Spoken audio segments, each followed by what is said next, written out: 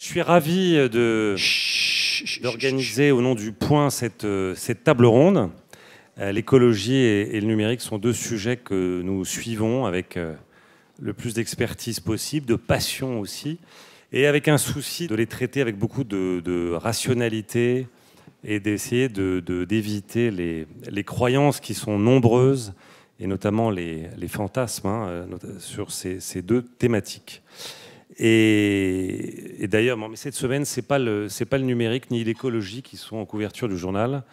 On n'oublie pas les bonnes choses, c'est le vin. On fait notre spécial vin annuel, puisque nous avons tous vidé nos caves pendant le confinement, et qu'il est temps de reconstituer les stocks. Donc je vous conseille vivement ce numéro à consommer sans modération. Alors, mais aujourd'hui, c'est pas le vin qui nous attend. Sans le numérique, sans doute, nous ne pourrions peut-être pas réaliser la transition écologique. Or, le numérique, c'est le paradoxe, contribue de façon importante à la hausse des émissions de CO2. Quelles sont les réponses que peuvent apporter les entreprises? Quel rôle peut jouer l'État? Et que peut-il faire dans l'immédiat, sachant que ce sujet, évidemment, comme les autres ici traités aujourd'hui, ne sont pas franco-français, mais européens et internationaux. Alors nous avons vraiment le meilleur plateau pour en débattre. À ma gauche, j'ai Fabienne Dulac, qui est CEO d'Orange France, que je vous demande d'applaudir.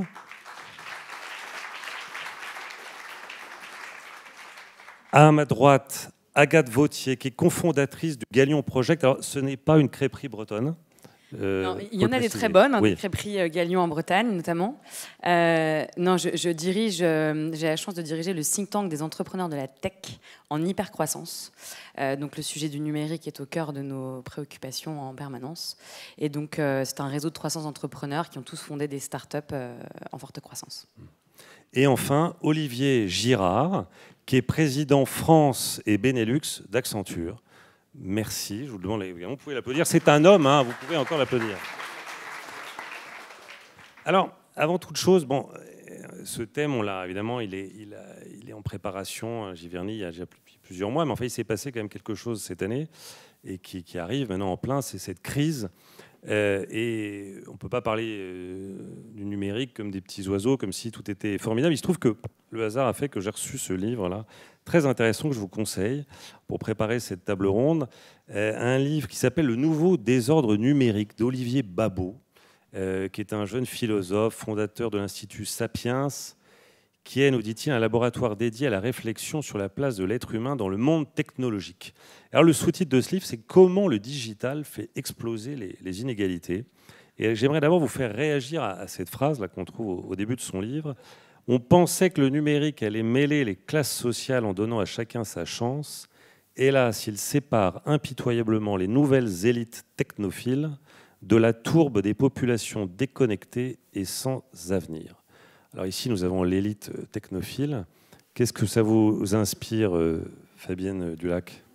Je pense que la crise que l'on vient de vivre a effectivement montré la dépendance que nous avions tous, que ce soit les citoyens, mais les entreprises aussi, au numérique, et que la révolution numérique qui est en train de se vivre depuis quelques années, qui est en train de s'accélérer, peut créer et va créer et a créé effectivement une fracture. Si je ne suis pas totalement en désaccord avec la phrase, je ne suis peut-être pas tout à fait d'accord avec la temporalité, parce que je pense que ça n'est pas automatiquement une fatalité et que nous avons les moyens d'inverser ce risque de fracture numérique. La fracture numérique, elle a au final 3 niveaux et 3 enjeux. Elle a évidemment la fracture numérique du réseau, mais ce n'est pas celle qui est la plus importante, puisqu'au final, elle ne touche que 6% de la population. C'est beaucoup, mais ce n'est pas tant que ça. Et nous sommes en train de la combler. Et d'ailleurs, je tiens à le dire, on oublie de le dire parce que c'est assez récent, mais la France est aujourd'hui le pays le plus fibré d'Europe. C'est le champion européen du très haut débit. Donc par rapport à d'autres pays européens, nous sommes en train de combler cette fracture numérique du réseau beaucoup plus vite que les autres pays. La deuxième rupture en matière de fracture numérique, c'est l'équipement, la capacité financière que les Français ont à s'équiper ou pas. Et là, c'est quand même entre 15 et 20% de la population qui a du mal. Donc il y a tout un travail qui est fait, que nous avons fait d'ailleurs avec le monde associatif, un action tank, pour trouver une offre coup de pouce, qui est une offre qui est accessible pour tous les foyers et sur laquelle nous devons continuer de travailler avec des offres sociales comme tous les opérateurs. Et puis il y a une autre fracture qui est peut-être la plus importante, et c'est celle-là, à mon avis, qui est surtout pointée du doigt, c'est celle des usages, de ce qu'on appelle l'électronisme, qui est au final la capacité à s'approprier le numérique et à ne pas être exclu. Et là, c'est 20 millions de Français qui potentiellement sont en difficulté. Et là, c'est un travail de fond qu'il faut mener. Les opérateurs ont un rôle sur ces 3 volets, sur ces 3 étapes de la fracture, mais pas que.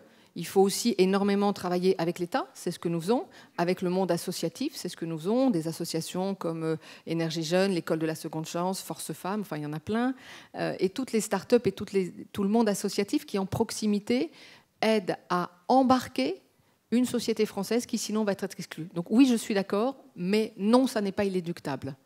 Et si ça l'était, ça serait vraiment trop triste. Donc de toute façon, je pense qu'on a les moyens aujourd'hui, collectivement, de contourner ce risque de fracture globale. Agathe Vauthier. Oui, si je peux me permettre aussi, c'est d'insister sur le fait que le numérique fait aussi partie de la solution. On a vécu dans cette crise une accélération du numérique qui nous a permis aussi, notamment, je pense par exemple à Doctolib, qui est maintenant très célèbre, de faire de la téléconsultation en ligne de manière massive. Et on a le numérique qui permet de répondre à un certain nombre de questions sur notamment l'équipement. On a Backmarket qui fait partie de la 2e plus grosse levée de fonds de 2020, ce qui est quand même pas rien, et qui propose des produits numériques reconditionnés. Donc c'est aussi une solution pour pouvoir équiper une population qui serait potentiellement un peu plus précaire. Olivier. Alors, je suis complètement d'accord avec Fabienne et Agathe, parce que je pense que nous, on a un regard sur ça très positif et lucide en même temps, et on parlera des solutions un peu plus tard dans le débat. Mais moi, je voudrais rappeler une chose, c'est que 30% du PIB de la France a tourné en télétravail pendant 3 mois. Il y avait 40% de télétravailleurs en quelques jours, en quelques semaines. Je trouve que c'est une formidable preuve d'agilité qu'on doit se reconnaître, parce qu'on ne se félicite pas tout le temps. Et moi, je trouve ça très bien. Je pense que ça, c'est lié parce qu'on est à un moment donné où l'innovation technologique et la maturité de certaines technologies explosent. La même crise, il y a 5 ans ou il y a 10 ans, c'est pas la même histoire en termes de continuité de service sur les services de l'État, sur les services financiers, sur les opérateurs, etc. Donc je pense qu'il faut qu'on tienne compte de ça. Hein. C'est le cloud, la sécurité, les outils collaboratifs qui ont permis qu'on traverse ça plutôt pas si mal que ça, je trouve. Et après, évidemment, il y a des tas de questions et il y a des tas de points de vigilance à avoir sur comment est-ce que le numérique peut devenir et est déjà un outil d'insertion, mais on en parlera un peu plus tard, à mon avis, formidable et un peu sous-exploité. Alors, notre table ronde, elle s'appuie sur des propositions que en fait aujourd'hui un groupe de travail que vous avez co-présidé, hein, Agathe et Olivier, avec donc 5 propositions importantes, très détaillées, qui répondent un peu aux défis aujourd'hui de la transition numérique et écologique. D'abord, la première chose sur laquelle vous insistez, c'est le rôle que peut jouer l'État dans cette transition harmonieuse. Oui, il nous a semblé important de parler du rôle de l'État, qui est un État-providence, il nous le prouve pendant cette crise. Je pense qu'il faut reconnaître qu'on est extrêmement chanceux. En tout cas, de notre côté start-up, les prêts garantis par l'État ont permis à nos jeunes pousses de se renforcer en trésorerie et d'être compétitives et de pouvoir se consolider sur leur marché. Le chômage partiel aussi a beaucoup aidé. Donc l'État vraiment agit là comme soutien financier et vraiment accompagne les entreprises. Mais moi, ce dont j'avais envie de parler, au-delà du rôle de l'État, et on voit avec le plan de relance, là, avec les 100 milliards qui sont déployés, notamment 7 qui sont dirigés sur le numérique juste après l'environnement. C'est quand même ce qui montre bien les préoccupations majeures de notre temps et la nécessité que le numérique serve à l'environnement. C'est le rôle des entreprises, puisque au-delà du rôle de l'État, les entreprises ont un rôle prédominant à jouer, puisque toutes les parties prenantes leur demandent vraiment de participer à cette mutation, en commençant bien évidemment par les consommateurs. L'étude IFOP a montré que 87% des consommateurs attendent des entreprises des produits plus responsables et sont même prêtes à payer plus cher pour cela. Donc c'est peut-être des technophiles comme vous en parliez, mais enfin bon, c'est quand même une vraie donnée. Le monde des investisseurs, qui est quand même très important dans notre économie, on a vu les investisseurs et les actionnaires de Shell demander de lier les rémunérations aux performances climatiques de l'entreprise. C'est quand même assez incroyable. On a un certain nombre de fonds à impact aussi qui commencent à vraiment devenir prédominants sur la place. Je vois que Castalli sponsorise l'événement qui justement est financé aussi grâce à des fonds à impact et qui s'est fixé comme objectif d'éradiquer le plastique dans notre consommation d'eau, ce qui est quand même à saluer. Donc les consommateurs et les investisseurs qui ont une vraie demande auprès des entreprises. Donc c'est fondamental que l'État et les entreprises travaillent sur ce sujet-là. Fabienne Dulac, comment une entreprise comme Orange mesure sa responsabilité écologique? Quels sont vos indicateurs? Qu'est-ce que vous... Alors, quand on est un opérateur de télécom, on sait une chose, c'est qu'au final, dans le monde, la contribution à l'émission de CO2 du monde numérique, de l'ensemble des millions de gens qui sont connectés, des data centers et des antennes, etc., c'est 4% de contribution au CO2. Donc, quand on est opérateur de télécom, on estime qu'on a une responsabilité pour aller travailler, évidemment, sur cette empreinte carbone et cette empreinte environnementale. Ce sujet-là, nous l'avons pris déjà il y a une dizaine d'années, parce qu'il n'est pas nouveau, il est exacerbé par la crise que nous venons de vivre et peut-être par des prises de conscience renforcées, mais on le sait, nous, depuis longtemps, ça fait 10 ans qu'on travaille dans ce domaine-là et qu'on travaille pour à la fois avoir un système de management environnemental, pour avoir une réduction de nos émissions de CO2, pour mettre en place une économie circulaire, le cas de NoBox, etc. Et donc, c'est un travail de longue haleine. Ce travail, nous l'avons fait, il nous a déjà permis de beaucoup progresser. Nos data centers ont une consommation énergétique qui est baissée de 30%, les box Orange ont moins de 30% de consommation. Voilà. Qu'est-ce qui est en jeu aujourd'hui? C'est que ce que nous avons fait jusqu'à maintenant, qui a déjà, j'allais dire, payé, Orange est le seul opérateur européen à avoir une double labellisation environnementale. C'est que ça ne suffit pas. Et que si ça ne suffit pas, il y a pour nous plusieurs enjeux. Un, d'abord, comme le disait Agathe, mobiliser l'écosystème. Ça n'est pas une entreprise seule, ça n'est pas l'État seul qui y arrivera. C'est l'écosystème qui y arrivera. Et c'est l'ensemble des acteurs qui devront se mobiliser. Et puis mobiliser, comme tu l'as très bien dit, les parties prenantes. Les salariés, qui sont des leviers de transformation d'une entreprise, les clients, qui ont la capacité, j'allais dire, d'ostraciser ou de refuser des marques, des entreprises, les investisseurs, et puis derrière, mettre en place des plans d'action. La vraie difficulté qu'on a tous aujourd'hui, c'est quoi? C'est de normaliser, de modéliser et d'avoir des référents communs pour savoir au final, au-delà des KPI que nous nous sommes fixés, on a pris un engagement, une empreinte carbone neutre en 2040. OK. Mais comment je le mesure? Pas qu'à la borne d'Orange, avec l'ensemble des opérateurs. Donc, quel référent commun je décide d'avoir et comment, derrière, on va le déployer? Je vais juste vous donner un exemple. Aujourd'hui, on estime que dans les 4% là, dont je vous ai parlé tout à l'heure, 4% d'émissions de CO2, vous en avez, et c'est là où vous allez voir l'écart, entre 50 et 75% qui sont émis par vos smartphones, par nos smartphones. 50 à 75%.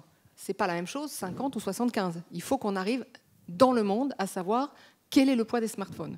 Après, on annonce que c'est à peu près 25% sur les data centers, 25% sur les infrastructures réseau. Il faut que tout ça soit certifié pour qu'on sache, au-delà de tout ce qu'on a mis en place, comment on priorise, comment on structure et comment on délivre avec des KPI que l'on va suivre et qui vont nous permettre véritablement, d'année après année, d'avoir des résultats concrets.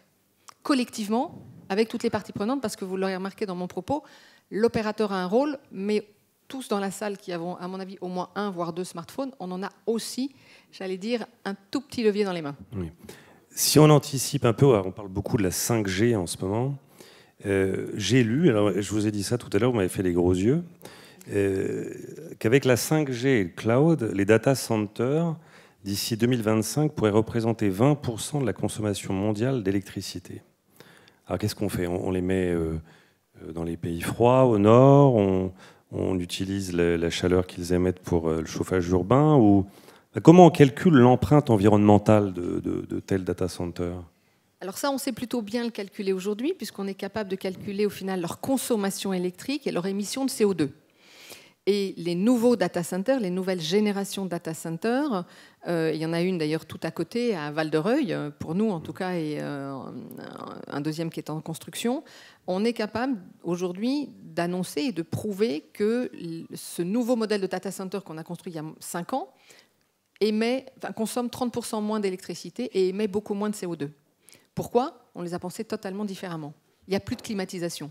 Or, les data, c'est pas moi qui vais l'apprendre à Olivier, ça chauffe, ça émet énormément de chaleur. Et donc, qu'est-ce qu'on a fait? On a mis en place ce qu'on appelle du free cooling, c'est-à-dire que vous avez des systèmes de refroidissement avec de l'eau froide qui tournent dans nos murs. Et donc, on a conçu des murs avec un système de refroidissement. On a mis des murs végétaux. Et au final, sans climatisation, ou avec une réduction de la climatisation maximale, pas complètement sans, mais avec une réduction, on arrive au final à avoir des data centers qui sont moins consommateurs et moins émetteurs. Et donc tout le travail que l'on fait, c'est qu'on avait, je vous donne un exemple, 17 data centers en France, on n'en aura plus que 3, et ces 3 seront dans ce nouveau modèle. Donc tout ce que à travers l'exemple que je vous cite, ce que je veux qu'on comprenne, c'est qu'au final, c'est une transformation. C'est une transformation des métiers, de la conception de ce que nous faisons, de la construction de nos réseaux, de nos data centers, de nos box, de nos terminaux. C'est tout ce travail de fond, de bout en bout, qu'il faut opérer. Olivier Girard, sur ce point. Parce que j'avais aussi une autre question corollaire, c'est est-ce qu'il faut mettre un prix du carbone sur la donnée elle-même à terme? Alors, je pense que le point soulevé par Fabienne est très juste au début de son intervention, le besoin d'avoir des indicateurs transverses que tout le monde comprend. Parce que je pense que la bascule est faite sur le fait que nous, les entreprises, les grandes entreprises, on va dans cette direction-là à fond. Et on a l'habitude de gérer avec des indicateurs, avec des objectifs, et ça marchera. Donc je suis plutôt confiant sur le fait que les choses avance vite parce que les mentalités sont là. Chez Accenture, on est 500 000 dans le monde, on est 7 000 en France. Quand un collaborateur arrive sur sa page web, il y a son empreinte carbone. Alors aujourd'hui, on l'utilisait beaucoup dans le passé parce que c'était une façon de sensibiliser à comment on se déplace. Parce que quand on est consultant, on se déplace beaucoup. Donc c'était un levier formidable. Donc il n'y avait pas que des directives. Vous avez regardé la vôtre ce matin? Il y avait, alors on se déplace plus beaucoup depuis 3 mois, donc c'est plus facile. Mais avant, c'était un levier formidable de sensibilisation à on a chacun, comme a dit Fabien, on a chacun dans nos mains beaucoup de responsabilités par rapport à ça. Après, si je reviens à notre rôle à nous, on est un grand acteur de la tech, donc on a aussi une responsabilité à côté de celle des opérateurs, des fabricants, etc. Nous, c'est celle de la façon dont on développe des applications, par exemple. Comment on a un gros levier dans les mains autour de l'obsolescence programmée.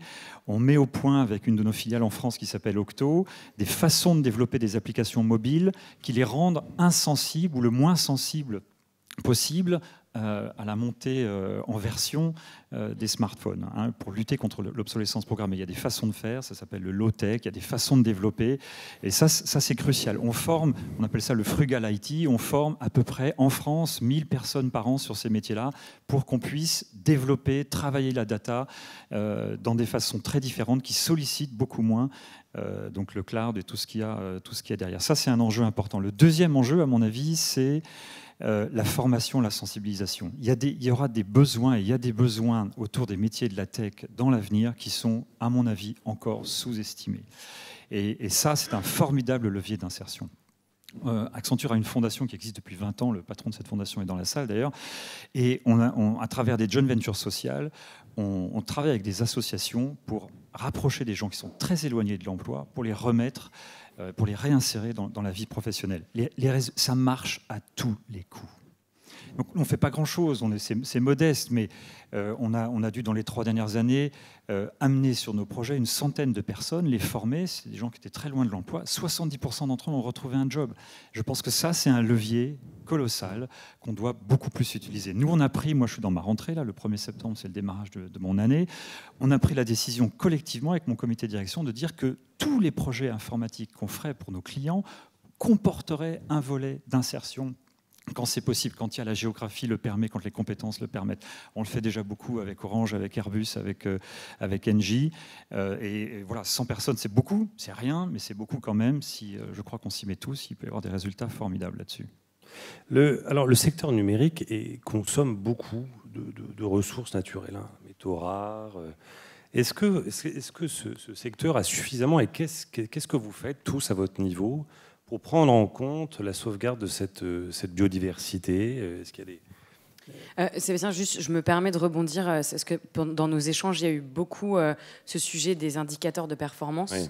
Et en fait, qui sont complètement illisibles du point de vue du grand public, parce que en fait, des certifications, il y en a 1000, et tous au sein du groupe, ils me disaient, mais attends, mais nous, moi, pour avoir travaillé un peu chez Orange, les rapports RSE existent depuis très longtemps, il y en a des pages, et tous autour de la table avaient l'air de dire, mais on a tous des rapports RSE, sauf que du point de vue du grand public, il n'y a pas encore le Yuka de l'entreprise, quoi, c'est-à-dire qui permet de scanner et de donner une note à peu près lisible. Donc aujourd'hui, alors, est-ce que je peux permettre de vous taquiner 2 secondes? Vous parlez de vous taquiner 2 secondes. Allez-y. Hein, vous deux, là. Parce que vous parlez du grand public. Et c'est vrai que moi, pour un béotien comme moi, donc j'ai lu vos propositions. Quand je lis une phrase comme celle-ci, parmi vos mesures, hein, favoriser l'éco-conception de la couche logicielle par les éditeurs via une dissociation systématique des mises à jour évolutives et correctives. Moi, pas comprendre. Oui, mais c'est l'informaticien qui doit comprendre et qui doit le faire. Hein. C'est ce que vous n'êtes pas la cible. Et vous avez remis ça à des ministres. Hein. Bon, déjà, leur administration leur fait des rapports. En fait, on nous a demandé des propositions concrètes, et donc on a vraiment ciblé nos propos. Non, mais je prends le point. En tout cas, pour revenir, je pense qu'un objectif qu'on peut se fixer... Non, répondez à ma question.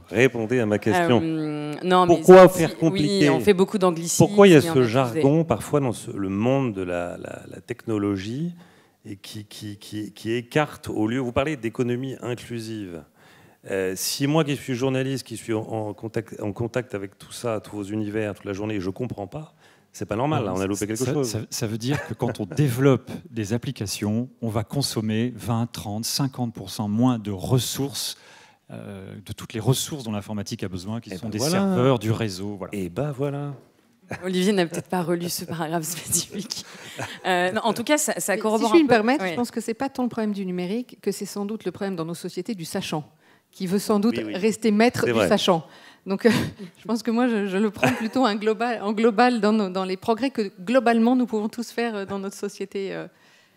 Pour moi, il y a un point qui dans vos propositions qui est très clairement exprimé, hein, qui est très intéressant, c'est l'éducation du consommateur. Là, c'est le deuxième point de vos propositions.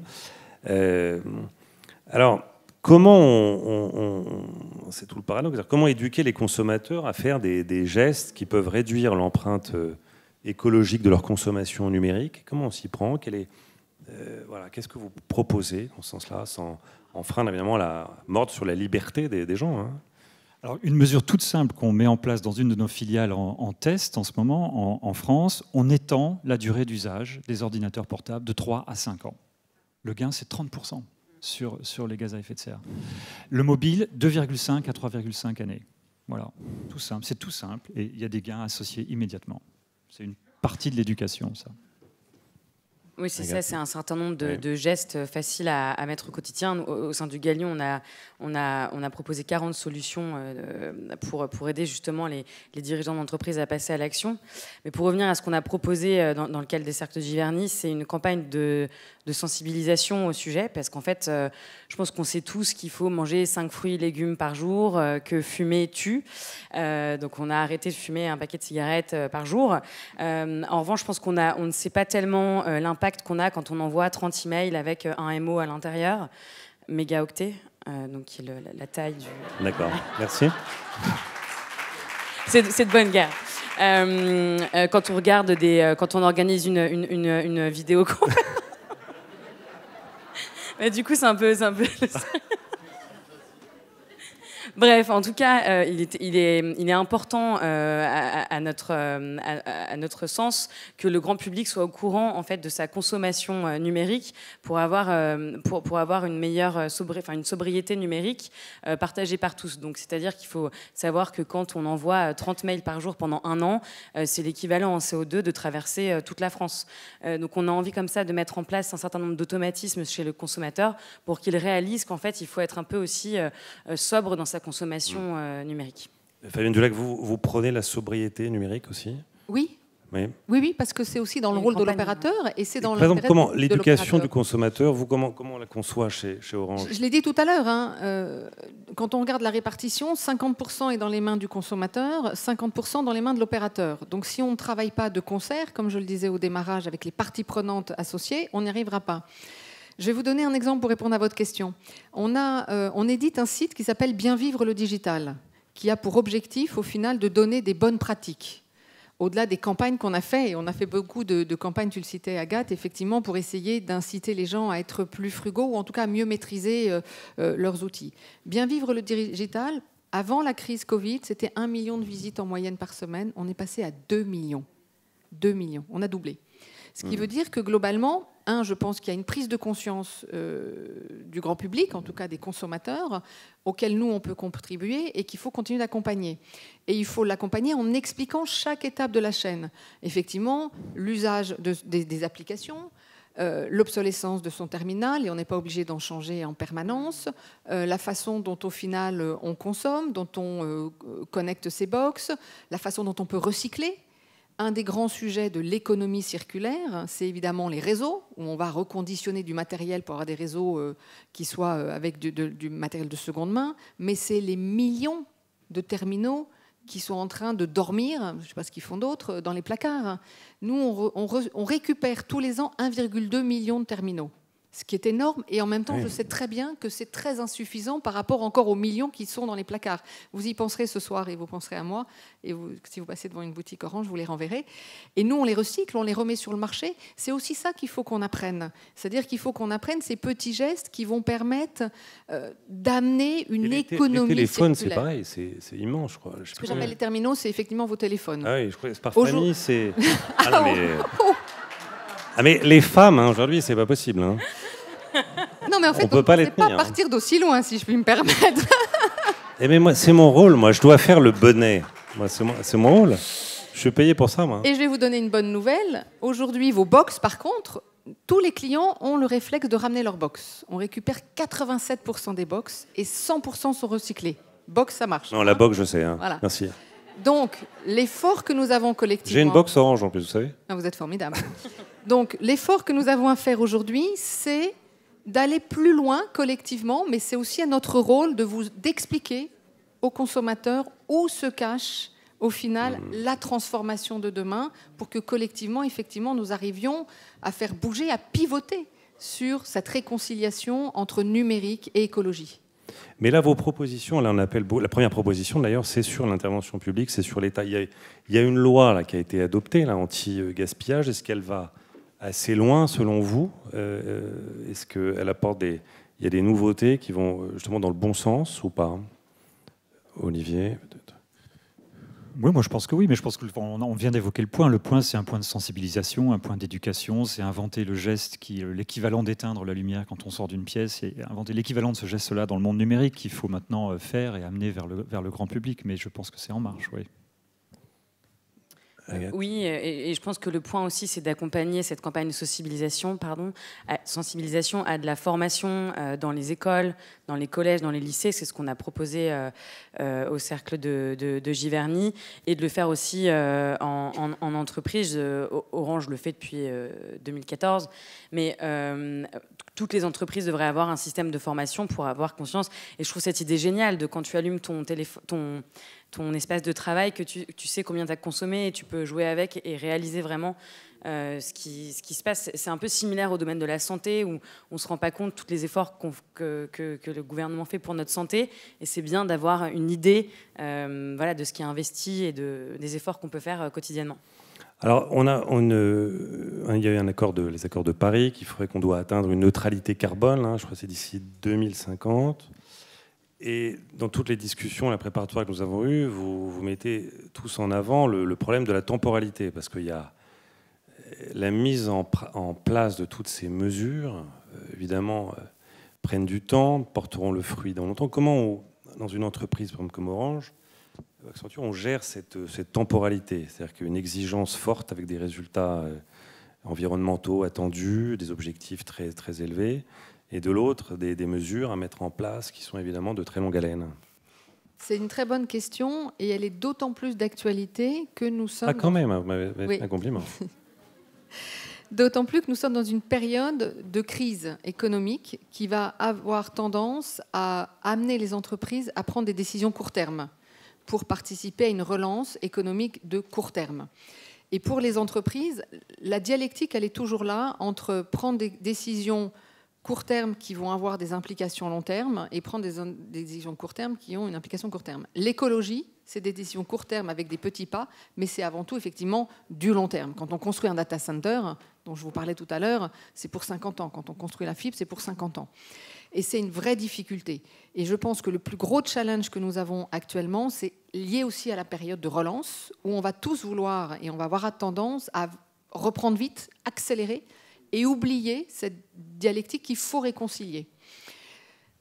Pour éviter de tomber dans cet écueil-là, que je connais, je pense que nous, on a essayé de travailler à 2 niveaux. D'abord, moi, j'ai mis en place des équipes qui travaillent sur les 3 temporalités, court terme, moyen terme et long terme, et je les oblige à se croiser pour vérifier que, globalement, les décisions que l'on prend n'obèrent pas l'avenir.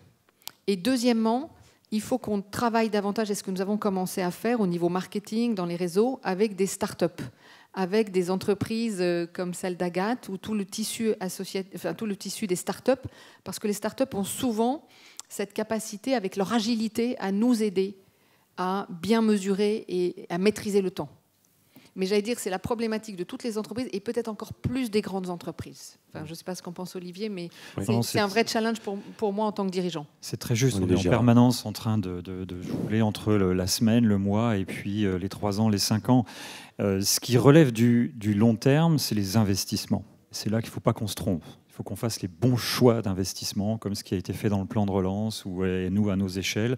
Et c'est parce que c'est là qu'on engage 5 ans, 10 ans, effectivement. Donc c'est là qu'il ne faut pas se tromper, dans quel secteur d'activité, dans quel sujet, etc. Et puis le court terme, parce que j'ai quand même la sensation, probablement comme nombreux d'entre vous, que tout s'est accéléré et que tout s'accélère. Moi, j'ai l'impression de ne plus vivre au mois, mais de vivre quasiment à la semaine. Donc il faut faire attention à ça, il faut résister à cette sensation d'accélération du temps pour quand même poser les bons sujets. Et le court terme, pour moi, ou le moyen terme, c'est essentiellement autour de la formation et de la sensibilisation. Je pense qu'il y a énormément à faire sur ces sujets-là. Chacun doit balayer devant sa porte. Nous, on le fait beaucoup. On le fait pour nos clients. On le fait pour les populations qui sont éloignées de l'emploi à travers le réseau dont je parlais tout à l'heure. Et je pense que là, il y a beaucoup, beaucoup à faire. Agathe Vauthier, sur le rôle des startups, peut-être, là, ce qu'elles peuvent apporter aux entreprises. Je pense que les startups, elles sont plutôt dans le temps court. Elles sont là pour innover, elles sont en mode sprint. Les investisseurs de startups attendent des retours sur investissement assez rapides. Et c'est vrai que là, la collaboration avec les grands groupes qui peuvent proposer aux startups un écrin pour se développer et penser plus dans le temps long est fondamentale. Donc, on connaît cette temporalité là aussi, et c'est la raison pour laquelle on a besoin des grands groupes pour réfléchir à plus long terme. Sur la formation, Olivier, qu'est-ce qui reste à faire? Est-ce que là, au niveau des entreprises, là, il y a des projets intéressants, il y a là aussi des mesures qu'il faudrait prendre pour... Il y a énormément de choses à faire. Je pense que la tech propose probablement, il y a une espèce de barrière à l'entrée. C'est-à-dire, par exemple, c'est un métier qui n'est pas encore assez féminin, parce qu'on n'en parle pas bien entre la 6e et la 3e. Donc il y a des programmes un peu dans le monde, en France aussi, autour de ça, pour sensibiliser les filles à cette époque-là, à ces métiers-là. Donc il ne faut pas les rendre inaccessibles avec le jargon, entre autres, et pouvoir bénéficier, voilà, et pouvoir travailler avec tout le monde sur ces sujets-là. Et ensuite, on est encore, je le disais tout à l'heure, dans un moment où l'innovation est terrible. Même un groupe comme nous, on pourrait penser qu'on est à la pointe de ces sujets-là, on doit sans cesse reformer nos collaborateurs. Alors imaginez ce que ça doit être pour nos clients et pour le grand public. Donc je pense, oui, qu'il y a des choses à comprendre sur ce que c'est que l'intelligence artificielle, ce que ça veut dire que la data, qu'est-ce que c'est que la sécurité informatique, qu'est-ce que c'est que la protection des données, qu'est-ce que c'est qu'un réseau. Il y a énormément à faire en vulgarisation, à l'école, dans plusieurs tranches d'âge. Il faut encore ouvrir des écoles informatiques. Il y a beaucoup de choses à faire là-dessus, énormément. Fabienne Dulac. Oui, je souscris tout à fait aux propos d'Olivier. De toute façon, on le dit aujourd'hui, dans nos secteurs, quasiment seuls 30% des métiers qui seront opérés demain, c'est-à-dire dans 5-6 ans, n'existent pas encore. Donc je pense que toutes les entreprises sont rentrées dans ce qu'on appelle des logiques apprenantes, et individuellement, on doit effectivement accepter désormais d'être en mode d'apprentissage quasiment permanent, à la fois parce que la révolution numérique est en train de bousculer nos modes de fonctionnement, et puis, donc si nous, dans nos métiers, nous sommes obligés d'apprendre, le citoyen doit être obligé d'apprendre. Et donc il faut absolument travailler à la fois, évidemment, former nos équipes, former nos salariés, former les jeunes qui arrivent, avec l'apprentissage, qui pour moi est un axe extrêmement important, et puis dépasser les bornes de l'entreprise et former la population française. On voit bien, effectivement, on revient à votre question initiale, qui est celle de la fracture, sinon. Et donc, la révolution numérique ne sera pas signe de progrès. Derrière le grand questionnement que j'entends aujourd'hui, et d'ailleurs celui de la 5G, c'est au final, l'innovation est-elle vraiment source de progrès? Tout le monde est convaincu qu'il y a de l'innovation. La question que tout le monde challenge et challenge encore plus après la crise Covid, en tout cas dans cette période de crise Covid, c'est l'innovation est-elle réellement source de progrès et de quel progrès? Quel progrès pour moi individuellement? Quel progrès pour nous collectivement? Et là aussi, ça s'apprend. Donc on a vraiment ce challenge tous ensemble. Alors, il y avait une question ici, c'est ça? Je vous en prie. Oui, bonjour, Félicité Herzog, directrice de la stratégie chez Vivendi. C'est très intéressant, merci pour ces échanges. Et évidemment, il y a quand même un sujet énorme qui est la consommation effrénée dans les réseaux sociaux, de vidéos, de jeux. Nous sommes bien placés pour le savoir. Comment quelle réponse vous apportez à la sobriété souhaitée de ces usages qui ne font que se développer? Et ma deuxième question, mais qui est connexe, c'est que là, nous parlons de la France, de notre marché domestique, mais qu'en est-il du marché chinois, des usages aux États-Unis? C'est très bien d'être vertueux sur le plan national, mais comment l'être sur le plan international, spécifiquement dans le domaine digital? Votre question. Bonjour, donc Pierre-Emmanuel, je dirige une société dans l'économie circulaire des produits électroniques. On a eu le plaisir de participer au travail sur l'économie numérique. J'ai une petite question pour Madame tu Dulac. cites le nom de la boîte. Zach, pardon, excuse-moi, je fais mal ma promotion. Donc pour Madame Dulac, vous évoquez effectivement ce problème extrêmement important qui sont les nombreux téléphones obsolètes qui dorment dans le tiroir des particuliers. Nous, on essaye de se battre contre ça pour leur trouver une seconde vie systématiquement.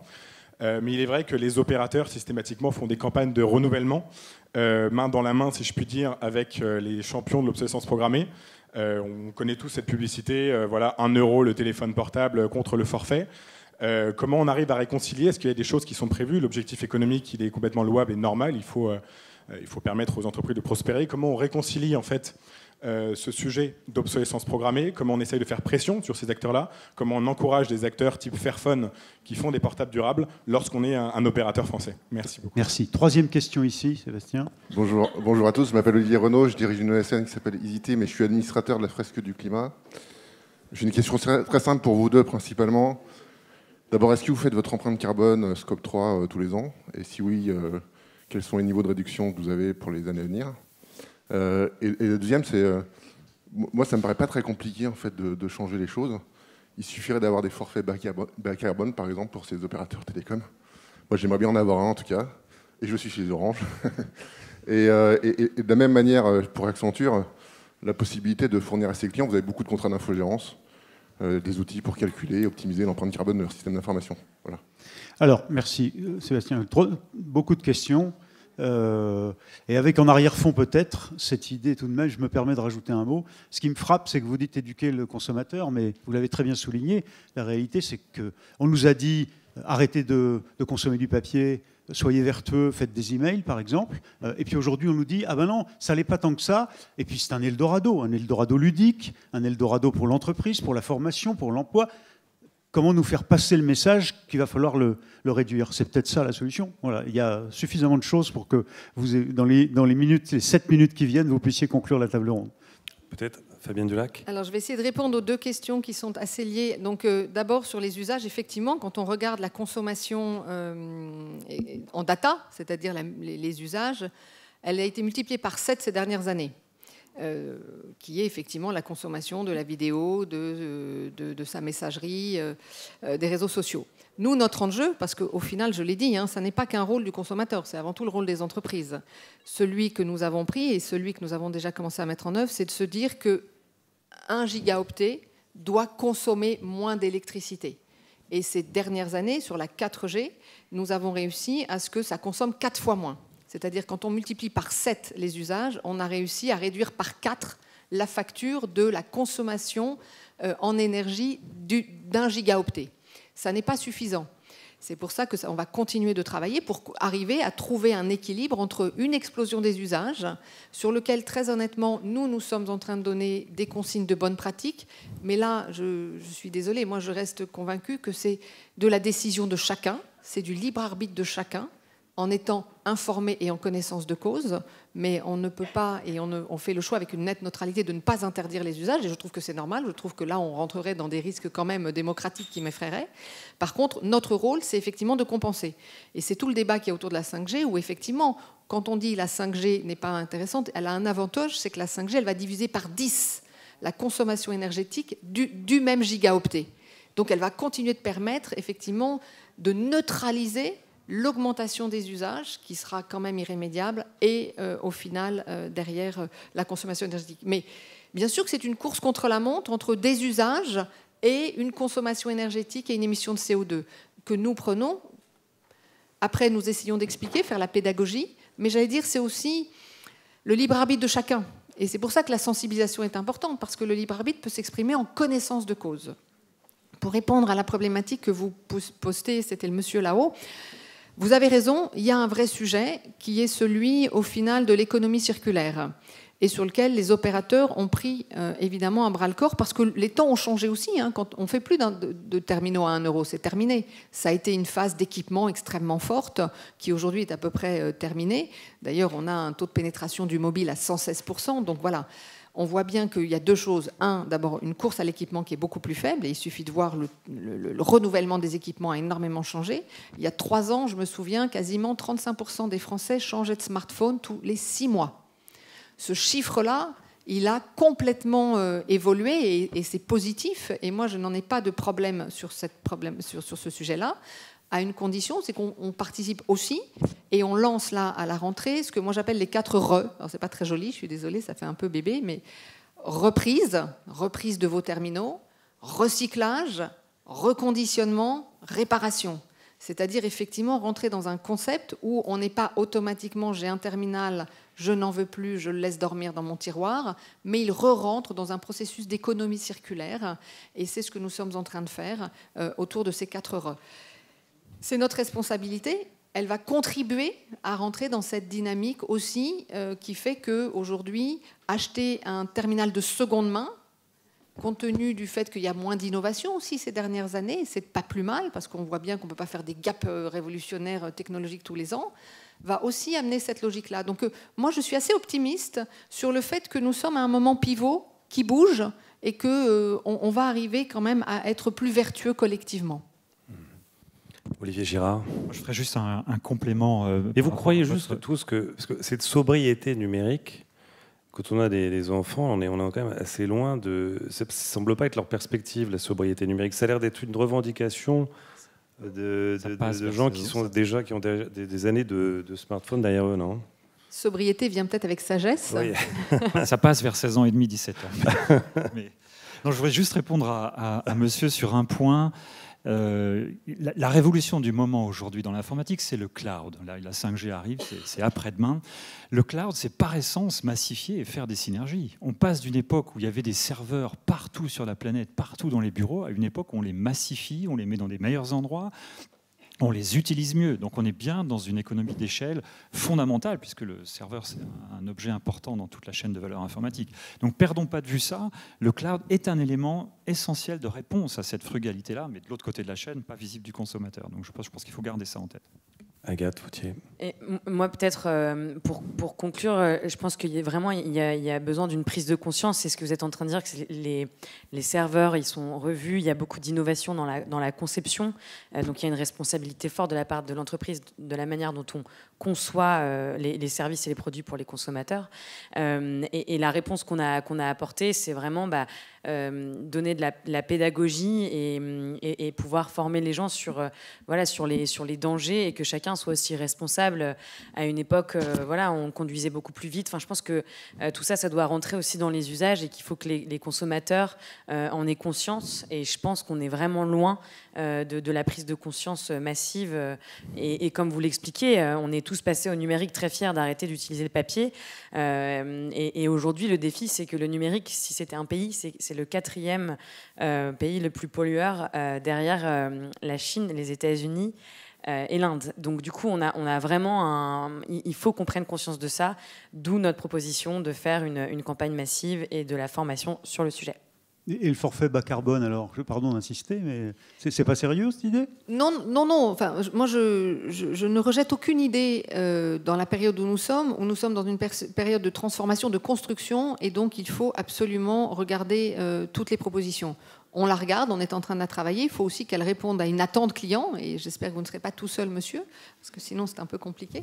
Mais aujourd'hui, bien sûr, et on voit bien ce que vous disiez, on est dans une période d'apprentissage quand même. Et derrière apprentissage, pour moi, il y a maîtrise. Et on commence à comprendre au final parfois les dérives, parfois les excès. Et là où je suis optimiste, c'est que peu à peu, on arrivera effectivement d'abord à faire évoluer nos offres et avoir des offres qui vont rencontrer l'adhésion du public, comme un forfait bas carbone, des terminaux qui petit à petit quand même trouvent un cycle de vie qui va un peu plus loin. L'obsolescence, elle n'a pas commencé par les terminaux, elle a commencé par les frigidaires, par les lave-vaisselle, etc. Et là aussi, donc moi je suis d'abord résolument optimiste, mais surtout je suis confiante sur le fait qu'il y a une prise de conscience et qu'il y a la volonté de maîtriser. Et j'allais dire, quand on parlait de sagesse, c'est sagesse de l'âge, mais c'est aussi sagesse des dérives qu'on commence à pointer du doigt, à comprendre et sur lesquelles on a envie d'évoluer collectivement. Et bien sûr qu'on aura toujours des jeunes beaucoup plus débridés. Encore heureux, c'est la jeunesse. Et ils apprendront aussi la sagesse, la maîtrise avec le temps, comme nous, on est en train de l'apprendre. Donc, mais résolument, il faut rester optimiste et il faut, par contre, avoir un discours de franchise, de transparence sur... j'allais dire, les responsabilités des uns et des autres. Et moi, je ne nie pas celle de l'opérateur. Et il faut qu'on ait, j'allais dire, un discours de vérité sur quelles sont les parties prenantes qui vont nous aider collectivement à faire changer les lignes si on veut le faire. Et moi, je pense que, sincèrement, on voit bien que cette crise, elle a changé fondamentalement dans l'état d'esprit. Beaucoup de points. Merci beaucoup. Je voudrais dire que je pense, pardon de rendre hommage à un confrère, mais je pense que Sébastien Le Foll, en jouant le rôle du Béotien aussi bien, a rendu cette table ronde passionnante. On peut les saluer et les remercier tous. Merci beaucoup.